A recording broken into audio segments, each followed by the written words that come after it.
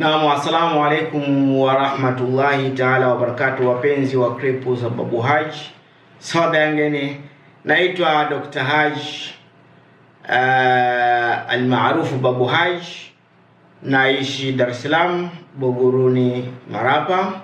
Ni mtaalamu wa tiba za asili na pia ni mtabiri wa nyota, na pia natengeneza vitabu, natengeneza pete, natengeneza fimbo za miujiza za kutibia na kadhalika.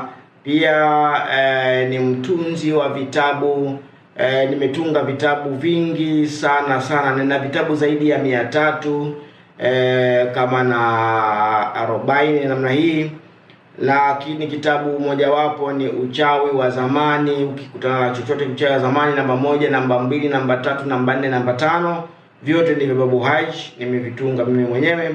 Pia kuna kitabu cha maajabu ya Barahati, maajabu ya majina 28 ya Barahati, ni kitabu changu. Pia miujiza ya kitabu chekundu, miujiza ya kitabu chekundu almaarufu kama Red Book, pia ni utunzi wa Babu Haji.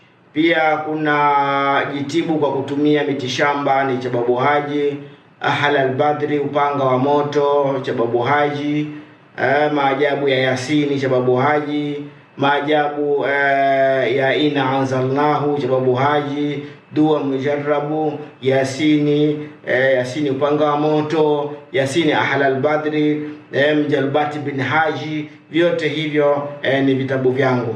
Inshallah taala, kama utahitaji kwa upande wa matibabu, upande wa kuhitaji labda kujua masuala ya nyota na mwili wako na kadhalika, masuala ya biashara, masuala labda kama unasumbuliwa na mashaitani, majini, visoke, vipande, vinyamkela na kadhalika, basi tunaweza kuwasiliana kwa namba hizo hapo 0767 393934 au 0657555550. Asante sana.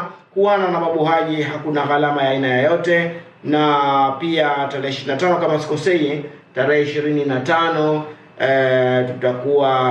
nitakuwa Dodoma. Kwa wale walioko Dodoma, kwa mnayohitaji vitabu, pete, kete na kadhalika, basi inshallah mnaweza mkaweka order mapema. Tutakuwa na kikao, tutakuwa na mkutano na waziri, nafikiri tarehe 25, 26, 27 nitarudi. Kwa hiyo kwa wale wahitaji, basi mnaweza mkaniambia. Hata kama uko Singida pale ni karibu, hata kama uko Mwanza pale ni karibu, unaweza nikakufikishia pale vitabu vyako, nikakuingizika kabasi vikafika kwa haraka zaidi. Na kwa wale ambao walikuwa hawajapata mizigo yao kutokana na mashine ilikuwa imeharibika, basi inshallah taala Jumatano,